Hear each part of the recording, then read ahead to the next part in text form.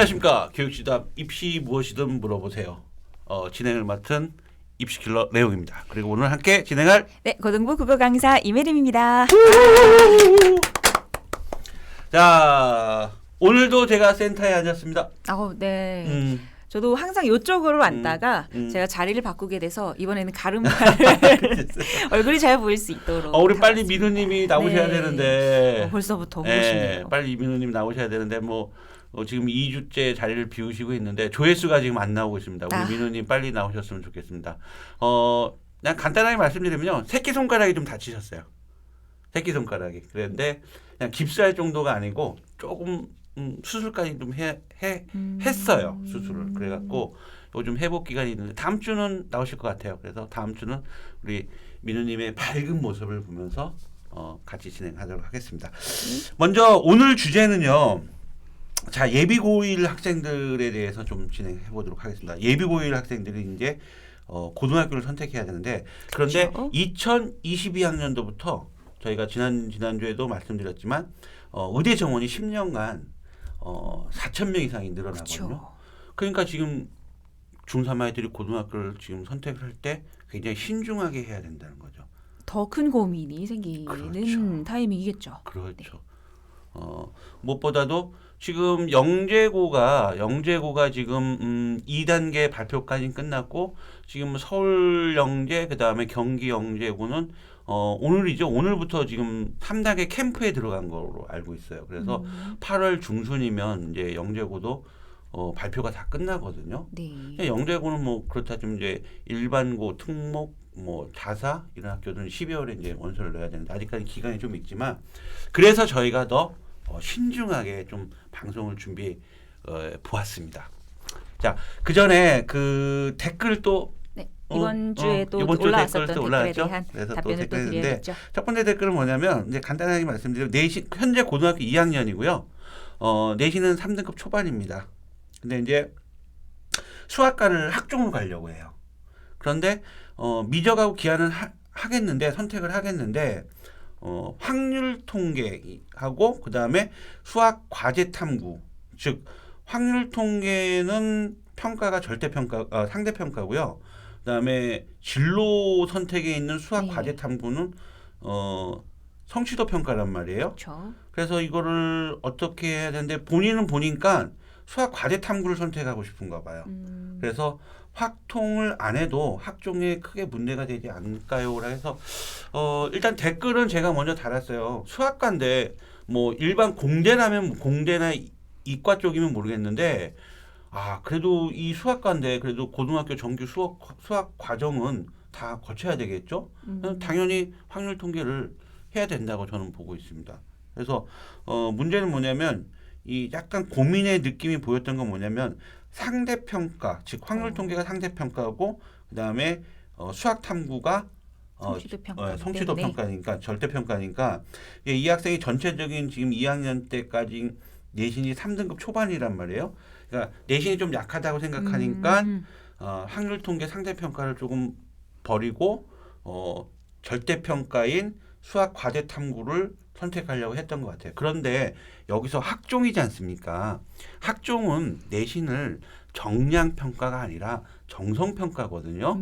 그렇기 때문에 특히 예를 들어서 공대 가는 아이가 이건 물리를 안 하고 가는 거하고 똑같은 상황이라고 볼 수 있어요. 수학과인데 그래도 수학 기본 공통과정인 수원 수투와 확률 통계 그다음에 미적분 기하 이렇게 다 선택을 해서 듣는 게 아무래도 학종을 가는 데서는 유리할 것 같아요. 이거는요. 그래서 피하지 마시고 확률 통계를 선택을 하시라는 얘기를 드리고 싶습니다. 두 번째는요. 고려대 일반 전형이 최저가 있는데 4개 영역 합8이거든요. 이과가. 그래서 과탐은 2개 합평균이에요. 그래서 이분이 그러면 4개 영역 합8인데 과탐은 합평균인데 그럼 과탐이 1개, 2개 결국 5개 영역이 다 반영되는 거 아니냐. 예, 맞습니다. 5개 영역 다 반영되고요. 심지어 탐구 영역 소수점을 버림이 아니라 올림으로 합니다. 그러니까 1.5면은 2등급이 되는 거고 2.5면 3등급이 되는 거예요. 그 반대인 대학교 있죠? 성균관대 같은 경우는 예전에는 버림이 있었어요. 소점 이하 버림. 그래서 2.5면 버려서 2등급. 이화여대도 마찬가지로 버림이 있었는데 고려대는 이렇게 두 개 합평균으로 두 개를 같이 올림으로 이렇게 진행되고 있는데 제가 좋은 예를 하나 여기 가져왔는데 작년입니다. 2020학년도 고려대학교 학교 추천. 그러니까 현재 존재하는 대학의 수능 최저로 존재하는 대학 중에서 아마 고려대가 제일 높을 거예요. 수능 최저가요. 예전에 연세대가 있었는데 연세대는 수능 최저를 폐지했기 때문에 지금 수능 최저가 제일 높은 대학은 지금 고려대라고 보시면 됩니다. 자, 어떤 일이 있었냐면 고려대학교 학교 추천으로 의예과를 뽑았는데요. 모집 정원이 16명이었어요. 그런데 지원자가 50명이었어요. 그래서 경쟁률이 3.13이 나왔습니다. 그런데 50명 중에 수능 최저 충족자, 즉 의예과는 다 4개의 영역 합 5등급. 탐구는 2개 합평균이거든요. 네. 참 이거 되게 웃기지 않아요? 4개 영역 합 5등급. 4개 영역 합 5등급인데 탐구 영역은 2개 합평균이에요. 그럼 5개 영역 다 1등급이라는 얘기예요. 어느 하나 그쵸? 수월하게 네. 여겨야 될 과목이 없는 경우네요. 그래서 굉장히 높단 말이에요. 수능 최저가. 그래서 50명 중에 이 4개 영역 합 5등급을 충족시키는 학생의 비율이 31%. 즉 인원수는 15.65명. 반올림하면 16명. 실질적으로 그렇죠.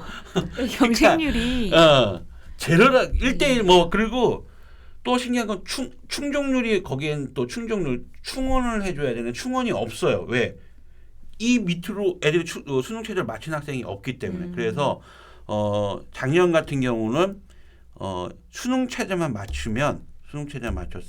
맞췄다면 고려대 의예과에 학교 추천으로 100% 다 합격되는 그런 상황이 발생된 거죠. 그러네요. 그만큼 이 수능 최저가 높고 수능 최저 맞추기가 매우 힘들다는 어렵다. 얘기입니다. 네.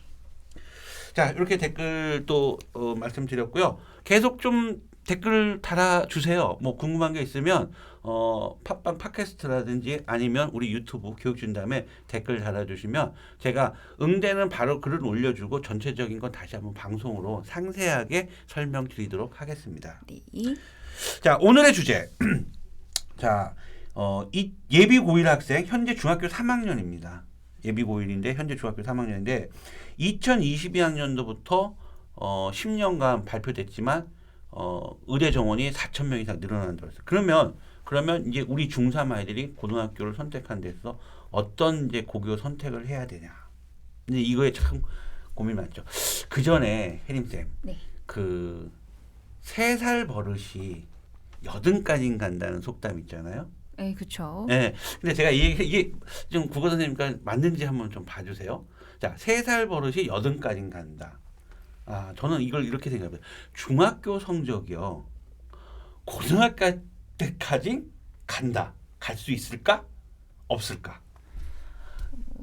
많이들 공감하실 건데 지금 뭐 고등학생 친구들도 그렇고 수험생 친구들도 그렇고 공감할 겁니다. 그 내 생애 최고의 점수가 중학교 때에서 그쳤던.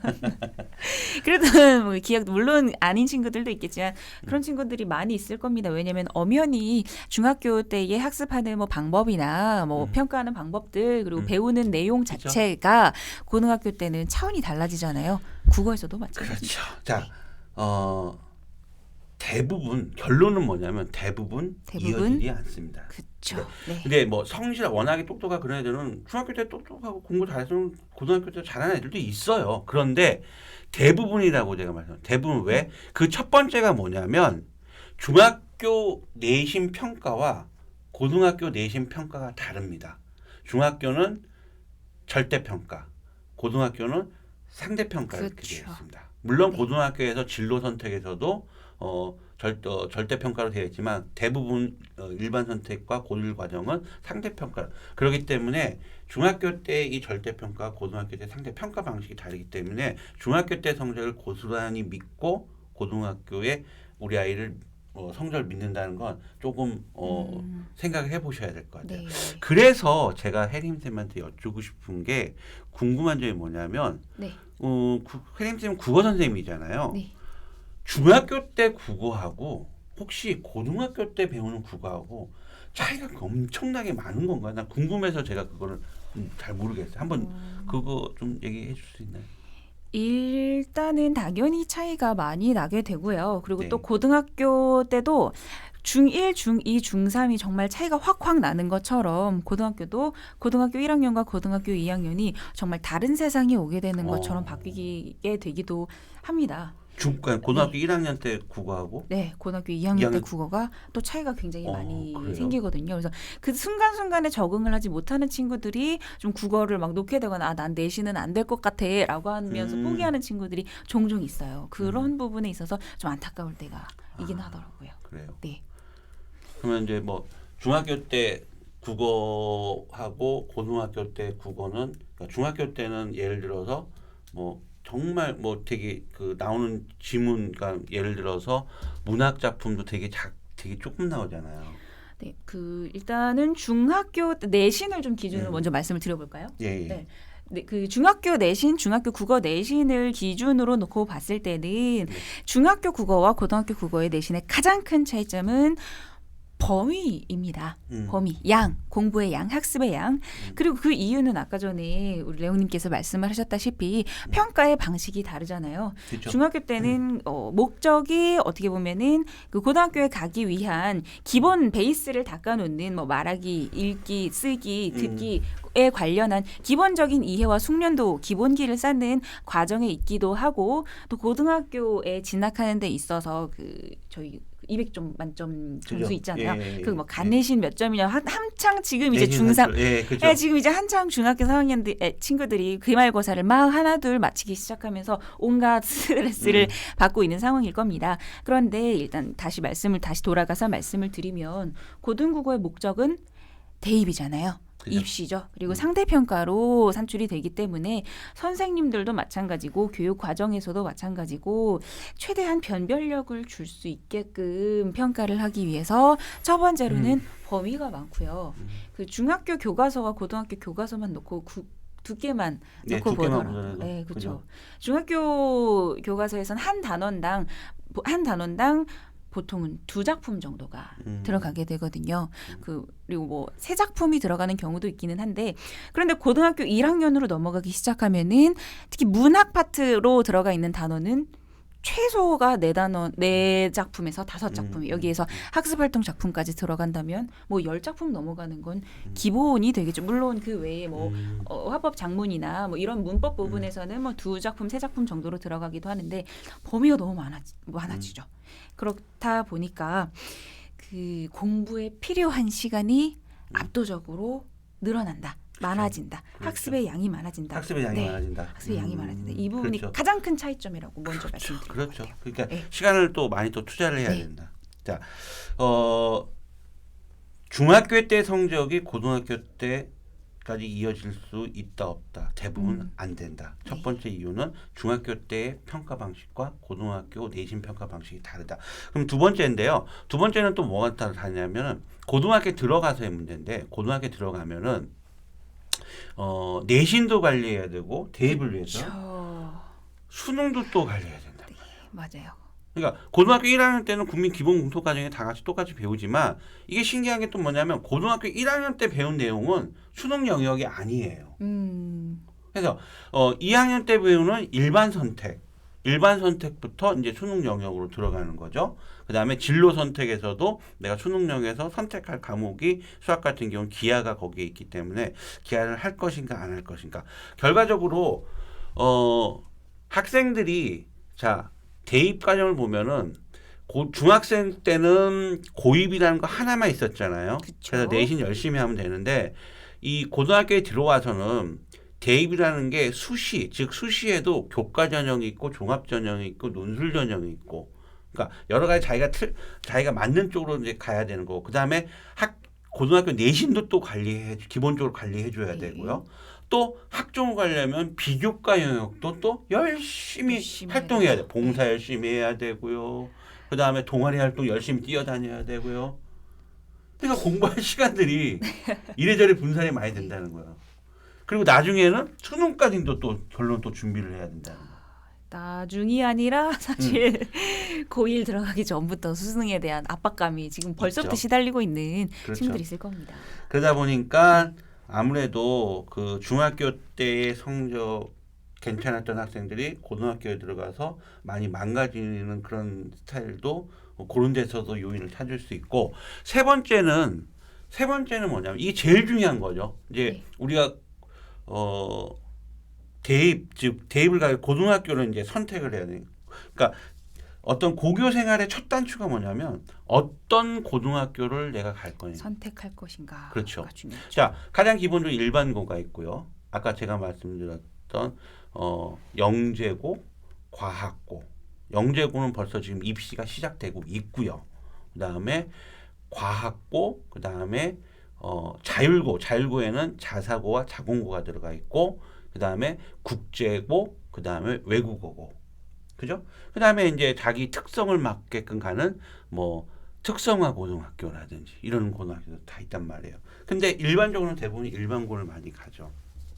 그래서 그러면 내가 일반고를 간다고 가정했을 때 주변에 고등학교들이 많이 있잖아요. 여러 고등학교들 많이 있는데 여기 뭐 혜림쌤은 주타겟이 순회고? 네, 순회고와 한술고, 뭐 기타 중앙고, 등등. 네, 순회 지역에 있는 이 지역에 있는 그래서 오늘은 제가 그 의예과를 목표로 하는 학생들, 그러니까 의예과를 목표로 하는 학생들이, 그러니까 의예과가 아니라 더 크게 의학 계열, 네, 의학 계열을 여기서 의학 계열은 의대, 치대, 한의학과, 약대, 수의학과. 네. 요거를 통틀어서 우리는 의학 계열로 하겠습니다. 의학 계열을 목표로 고등학교를 진학을 하는 학생들에서 조금 내가 이런 고등학교를 한번 생각을 해봐라라고 제가 지금부터 말씀드릴게요.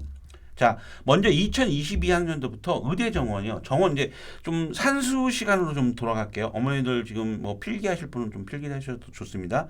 2022학년도부터 의대 정원이 3,458명입니다. 원래 2021학년까지는 3,058명으로 의대 정원이 잡혀 있고 2022서부터 400명씩 10년간 는다고 했으니까 3,458명. 그다음에 또 새롭게 약전에서 대학 학부로 나온 게 1,580 약대가 1,583명이 또 새롭게 이건 네. 새롭게 또 인원이 나오는 거예요. 그리고 원래 있던 치대, 한의학과, 수의학과 1,777명. 그래서 총 2022년도에는 의학 계열이 6,811명입니다. 자, 그러면 의학 계열로 6,811명을 뽑는다는 얘기죠. 지금 우리 스카이 공대는 지금 얘기 꺼내지도 않았어요. 네. 공대 쪽 얘기 꺼내지도 않았습니다. 의학 계열만 지금 6,811명이에요. 그런데 여기다가 스카이 공대까지 합치면 10,000명 이상이 늘어나요.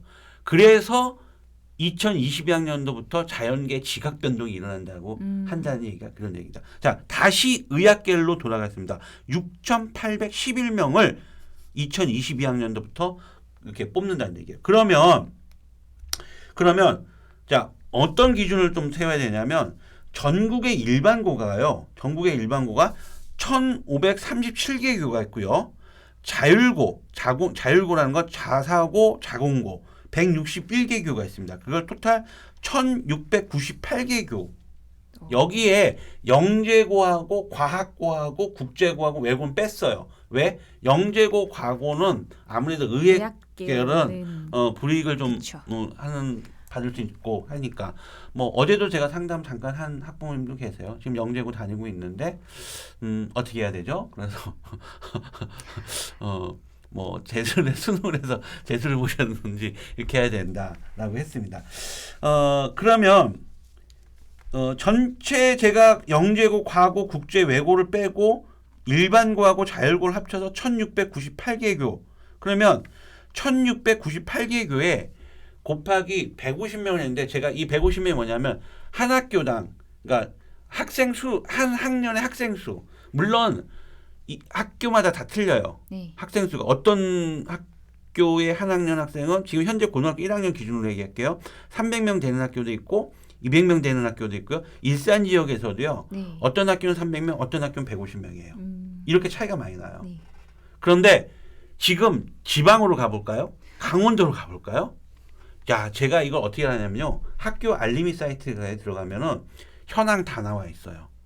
아, 깜짝 놀랐어요. 와, 인구가 진짜 많이 줄었구나. 그죠. 한 학년에 50명? 고등학교가?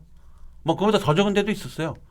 그래서 제가 평균을 평균으로 내보셨군요. 제가 잡은 게 150명을 잡았어요. 한 학년을 평균으로 잡은 게. 그랬더니 그 1698개 곱하기 150명을 하면 25만 4,700명이 나옵니다. 25만 4,700명. 한 해 그 수험생이요. 그러면 25만 4,700명이 이과생은 아닐 거 아니에요. 그렇죠?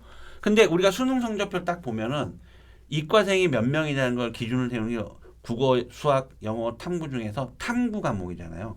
그러면 탐구 과목 보면 거기에 몇 40%를 차지해요. 아, 그러면 25만 4,700명 중에 40%를 떼어내면 10만 1,880명이 나온다는 거야. 네. 그죠?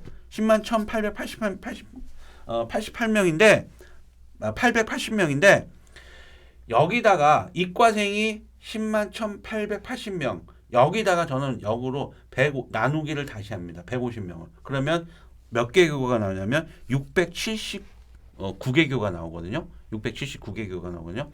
그러면 야 679개에 각 학교에서 전교 10등까지 딱 계산해 보세요. 그러면은 6,790명 정도 나오죠. 그러면 아까 우리 의예과 전체 인원이 6,800명이었단 말이에요. 얼추 비슷하죠. 전교 10등 안에만 들면 내가 의학계열, 의치한 약수 합격권 안에 들어간다. 목표로 할 수 예, 있는 여건이 주어집니다. 그러면 자 고등학교 선생할 때 여러 고등학교들이 쭉 있을 거예요. 그러면 객관적으로 내가 이 고등학교에 가서 전교 10등 안에 들어갈 수 있냐 없냐. 그러니까 우선 생각하시는 게 내가 의예과를 목표로 하는 학생이라면 중학교 3학년이라면 첫 번째 의대를 갈 수 있는 방법은 전교 10등 안에. 그런데 여기서 전교 10등도요. 전교 10등도 문과 이과 합쳐서 전교 10등이 아니라 이과 쪽 그 학교에 이과 계열 쪽으로 진학하려는 아이들 1등부터 10등이니까 좀 더 여유가 있는 부분인 거죠. 거기다가 보세요. 서울대에서 추천 전교 1등도 직윤으로 2명 가잖아요. 그죠? 네. 그다음에 연세대가 5%까지 추천을 줘요. 그다음에 고려대가 5%는 300명 잡으면 15명이지. 15명. 그다음에 고려대는 4%까지 줘요. 그러면 300명 거기 잡으면은 또 12명이잖아요. 그죠? 그러니까 순서가 근데 연대 받은 애가 고대 또 못 받거든. 한 학기밖에 못 받아요. 그러니까 기회는 분명히 온다는 거예요. 네. 그래서 제가 아이가 들어갈 때 일단은 일반고를 생각했을 때 전교 10등 안 물론 자사고에 들어가서 전교 10등 안에 들어가면 뭐 베리 땡큐죠. 그거 뭐 거의 따놓은 당상이죠. 자동 에스컬레이터가 그죠? 되겠네요. 근데 이제 그게 또 쉽지 않고 대부분의 아이들은 이제 일반고 쪽으로 이게 생각해서 방향을 잡을 거니까 그러면 내가 전교 10등 안에 들어갈 수 있는 고등학교를 먼저 생각을 하라는 얘기예요. 어느 고등학교인지. 그 다음에 그게 일반고냐, 그게 자사고냐라고 했을 때 각각이 장단점이 다 있거든요. 일반고 같은 경우는 학생부 교과나 종합전형이 유리하죠. 내신을 잘 받을 수 있으니까. 그렇죠. 그죠? 그러면 자사고 같은 경우는 내신을 좀 받기 빡세니까 논술 전형하고 결국은 수능으로 간다는 얘기거든요. 그런데 의대를 모집하는 대학들이 학생부 교과나 학생부 종합 대부분의 대학은 수능 체제가 존재해요. 그러면 수능 체제가 존재하면 결국 수능을 준비를 해야 되는 거 아니냐라고 하는데 어떤 차이가 있냐면 경쟁률의 차이가 있습니다. 한마디로 논술 전형 의대는요 50대 1, 60대 1, 70대 1, 80대 1 보통 이 수준이고 그다음에 아까도 말했지만 고려대학교 학교 추천 네. 딱 받으면은 3.13대 1이에요. 엄청나죠? 옛날에 고려대가 논술이 있었어요. 자연계 논술이 있었거든요. 보통 의대 50대 1, 60대 1이었어요. 그런데 학교 추천으로 했을 때 딱 보세요. 3.13. 거의 3대 1. 예. 자, 똑같이 수능 최저는 똑같거든요. 수능 최저는 똑같거든요. 그런데 무슨 차이가 있냐? 내가 전교 10등 안에 들어가면 학생부 교과나 종합을 넣었을 때 경쟁률이 매우 줄어든다는 얘기인 거죠. 그래서 수능 최저만 맞추면 그냥 힘 안 들이고 정말 갈 수 있는 수능 최저만 맞춘다면 갈 수 있는 그런 기회가 온다는 얘기입니다. 그 차이가 있다는 얘기예요. 대신에 이제 논술에 수능을 완전히 버릴 수는 없어요. 왜냐하면 의학 계열은 대부분이 수시 교과든 종합이든 전부 다 대부분의 학교들이 수능 체제를 요구하고 있거든요. 그래서 제가 이제 고교를 선택하는 데 있어서 일단 의학 계열이라면 보통 제일 먼저 저는 이제 말씀드리고 싶은 거는 내가 어떤 고등학교를 선택하더라도 최소한 그 고등학교에서 전교 10등 안에까지는 들어갈 수 있는 고교를 찾아봐라. 없다. 없다라고 하면 열심히 수능 준비하셔야죠. 왜냐하면 정시가 또 40%가 또 늘잖아요. 네, 정시 모집이. 그렇죠. 예. 그래서 정시 모집도 굉장히 많이 늘어나기 때문에 어차피 의예과 쪽은 수능 최저도 존재하고 하기 때문에 수능을 버릴 수는 없습니다. 수능을 계속해서 가지고 가야 되는 그런 상황이기 때문에 저는 이렇게 정리했는데 혹시 혜림 쌤은 뭐 그 고교 선택할 때 좋은 꿀팁 같은 거 혹시 있나요? 뭐 어떤 고등학교를 선택을 해라 뭐 들을 수 있는 말 있다면? 저 일단 제가 아시다시피 이제 문과 출신이고 수학 쪽에서 굉장히 약하기 때문에 우리 레옹님의 설명을 들으면서 약간 시청자분들이 들으시거나 보시면서 혜림 쌤 약간 저기 멘탈 나간 것 같은데 이런 생각 하셨을 수도 있을 것 같은데 반쯤은 맞고 반쯤은 틀리고요. 너무나 수학적이고 그런 부분에 있어서 레옹님께서 너무 잘 설명을 해주셨기 때문에 반드시 기억을 하시고 참고를 해주셨으면 좋겠고요. 제가 드리고 싶은 말씀은 역시나 국어 선생님답게 그리고 문과 선생님답게 사실 중학교 때보다 고등학교 가서 공부를 더 잘하는 친구들이 없는 거는 아닙니다. 분명히 있습니다. 뭐냐면 정신을 차린 친구들이 그래요. 중학교 때는 머리가 좋고 여건이 되는데도 불구하고 공부에 대한 중요성을 그렇게 크게 못 느꼈지만 고등학교 때는 꿈이 있고 그게 뭐 의학 계열이라면 혹은 또 다른 계열이라고 하더라도 어떤 꿈이 정확하게 정해지면 공부를 열심히 하게 되는 친구들이 있어요. 그렇다면은 아무리 중학교 때 뭐 3살 버른 8까지 못 간다라고 하더라도 얼마든지 성적을 높이고 지금 현재보다 나아질 수 있는 방향성은 분명히 존재한다라는 거를 조금 반드시 기억을 해주셨으면 좋겠고요. 반드시 학생들이 의지적으로 공부를 할 수 있게 그리고 너의 꿈이 뭐니? 너는 정말 하고 싶은 게 뭐니? 그게 있다면 최대한 서포트를 부모님께서 해주시는 것 그리고 그 꿈에 대해서 격려해 주시는 것 그게 가장 중요하지 않을까 싶습니다. 특히 고등학교를 선택하고 고등학교에 가서 공부를 어떻게 할 것인가와 관련해서는요. 그렇죠. 네. 그러니까 목표에 대한 절실함이죠. 네, 그렇죠. 절실함이죠. 이 학종의 가장 첫 단계가 사실은 목표거든요. 맞습니다. 꿈이고 목표 이런 부분인데 저는 이런 얘기를 해주고 싶어요. 의대를 못 가는 이유는 머리가 나빠서가 아니다라는 거죠. 의대를 못 간 이유는 의대를 목표로 공부해 본 적이 없기 때문이에요. 즉 목표를 한 번도 세본 적이 없었던 거죠. 네. 서울대를 못 가는 이유도 똑같다고 생각해요. 서울대를 못 가는 건 머리가 나빠서가 아니라 서울대를 목표로 공부를 해본 적이 없어. 왜? 겁내거든 애들이. 거기는 굉장히 큰 학교고 의대는 막 천재들만 가는 거야. 막 이렇게 생각하니까 지레 짐작으로 그렇게 벌써 이제 자기들이 그렇게 포기를 하는 거죠. 근데 아까 혜림 쌤 말씀대로 목표를 딱 가지고 그 목표대로 딱 그런 목표가 딱 자기의 어떤 절실함으로 딱 와서 절실함만 있다면은 저는 못 갈 대학이 없다고 저는 생각합니다. 지금 이제 중학교 3학년 친구들과 또 학부모님들께서 굉장히 많은 고민을 하고 계실 거라고 생각을 해요. 아직 고등학교에 들어가지도 않은 상태잖아요. 최대한 높은 목표를 잡으시기를 좀 추천드립니다. 자, 그 내일부터 피디님 제 상담 일정이 꽉 잡혀 있죠. 보통 중3 학생들이 그 진로 적성을 보고 진로 적성 검사입니다. 테스트 아니에요. 진로 적성 검사를 보고 저와 같이 이제 상담을 계속 하고 있거든요. 그래서 다음 주도 또 진로 적성 잡히면 잡아주세요. 그래서 제가 무료로 우리 그 중3 학생들을 위해서 우리 교육진담 청취자 분들이라면 제가 무료로 제가 다 듣고 정말 제가 엊그저께요 감동을 받은 사연 하나 이분 꼭 말씀드릴게요. 제가 그 일산에서 그 설명을 했었거든요. 이과 최상위 의대 설명을 했었는데 우리 청취자분이 오셨어요. 근데 일산에서 그분이 어디 계신 분이냐면 인천에 계신 분. 간석동에서 인천 간석동에서 일산까지 대중교통 2시간 걸린대요. 너무 어머니 감사드립니다. 다시 한번 이렇게 그 자리에 오셔서 이렇게 또 교육진담 청취자분께서 오셔갖고 너무 감사드리겠고요. 꼭 제가 그 아이가 그 대학 가는 날까지 제가 정말로 이건 약속드릴게요. 무료로 컨설팅 해드리겠습니다. 정말 어저께 감동 많이 받았습니다. 다시 한번 감사드리고요. 자, 이 정도로 오늘 이렇게 정리를 하고요. 네.